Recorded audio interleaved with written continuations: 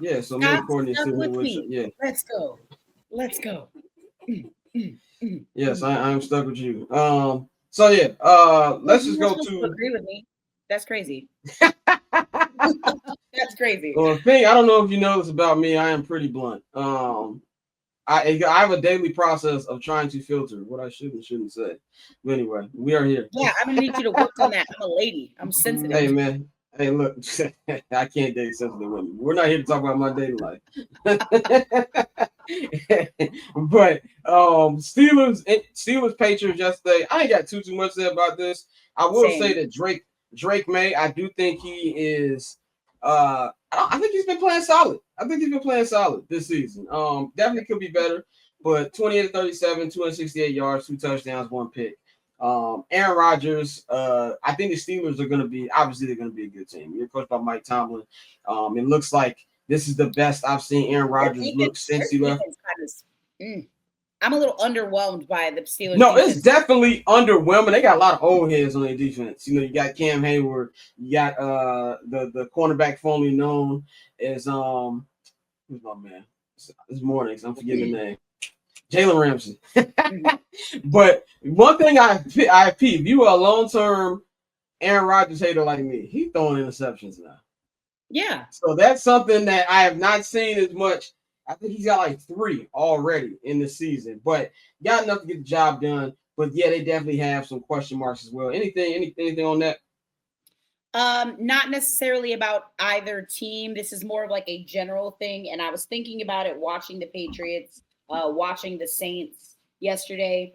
I know there's obviously contractual obligations that go into like these uniform decisions and all that. I don't want to see no fucking fun uniform combination until you start winning. I don't want to see the Patriots in red. I don't want to see the Saints color rush. Win some fucking football games, and then we can bring back the fun aspect of the football game. Other than that, just wear your simple unis, because when you lose in embarrassing fashion like the Saints did yesterday, and you got these dudes in like white shiny gold, it's embarrassing. And I'm not here for it. I agree.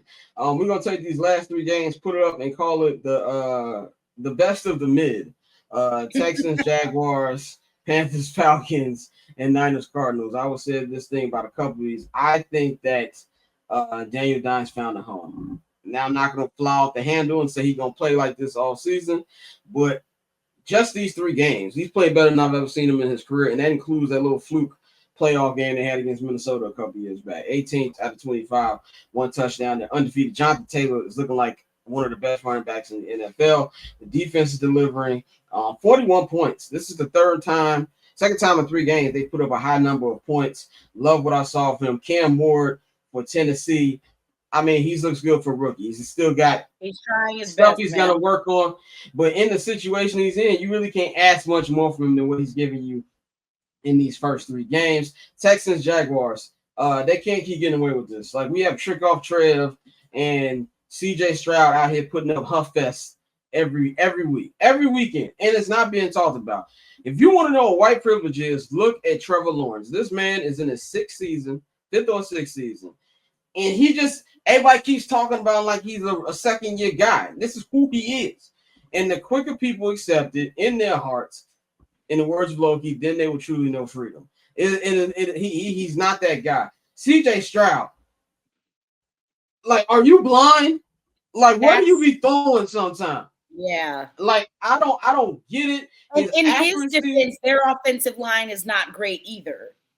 It's not, but your offensive line don't got the decision making. Look, Caleb Williams is my quarterback, so I know about accuracy issues. Caleb is still working on it too. Sometimes Caleb throw the ball, I'm like, dude, what were you looking at? Like, but with CJ, it's been for a year straight now. But this is also year 3 of somebody who's had the same. I know, again, they had some offensive coordinator changes, but like, this is the same head coach. I mean, Caleb hasn't had the same amount of consistency that CJ Stroud has had with his 100%. But that was also a year and a half ago, the last time he had consistency. Like, I think that's the issue. Damian says can we really say DJ is good QB? I mean, the Colts on a 3-game winning streak, but who they beat other Broncos. If you do that against the great Broncos defense, that's good enough for me. And honestly, you beat who you's in front of you. And when you're a quarterback who is as bad as Daniel Downs was, I don't care who you playing. As long as you also recent and Damien, I don't think you're wrong, right? Like recency bias is a real thing. It also is a kind of a testament to like how bad the Giants organization must be that someone, as soon as they leave, everybody was like calling for Daniel Jones' head on a freaking on a pike, right? And now, oh, it's amazing how good somebody can be once they get out of New York. Again, I think it might be a combination of both. Daniel Jones might be thriving in the system that he's in now with the Colts, and also the Giants really fail their quarterbacks. Romos, bro, before you can't watch the local pod this week, I'm gonna show love the main show salute y'all. Thank you, Romos. We appreciate you. So CJ, man, like he ain't been the same since he tried to big bro Caleb. In fact, I have a fun stat for you. He has 19 touchdowns and 15 interceptions in the year since that week 2 big growing. Sucks to suck. That's how I feel about that. The more you know. Panthers Falcons, the Atlanta Falcons organization should be ashamed about what happened in North Carolina yesterday. Y'all the only ones keeping Bryce Young employed. Like enough of this. I love Raheem Morris, but that brother is gonna be fired before the end of the season. So I can guarantee that. Michael Penix looked so bad yesterday. I'm gonna give him some grace because he's not even his 10th start yet.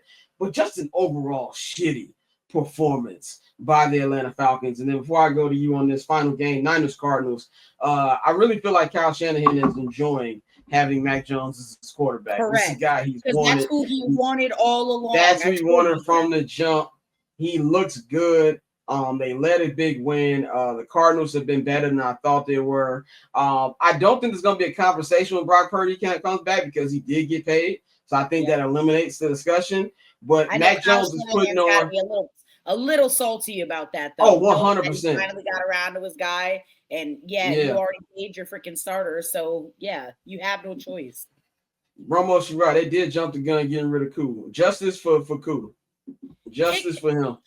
It's such a fragile industry. I'll never understand why. Like that's he missed a couple field, and then you bring somebody in, and then they miss field goal. Again, it's just. Don't trust kickers. That's all I gotta say. Yeah, never trust kickers, man. But so that's why I feel about that. But if anything, Matt Jones putting together a good tape for his next team if he can't stand San Francisco. Courtney, anything on these last 3 games? Then we'll move on to our overreactions as we close up the hour. Nothing really too crazy. It's really sad about James Conner. I told you preseason I was really high on the Arizona Cardinals. They had them as one of my wild card teams. I'm not so sure anymore. That being said, it's still early, so we'll see. But definitely still early. That pick is maybe not looking too great at the present.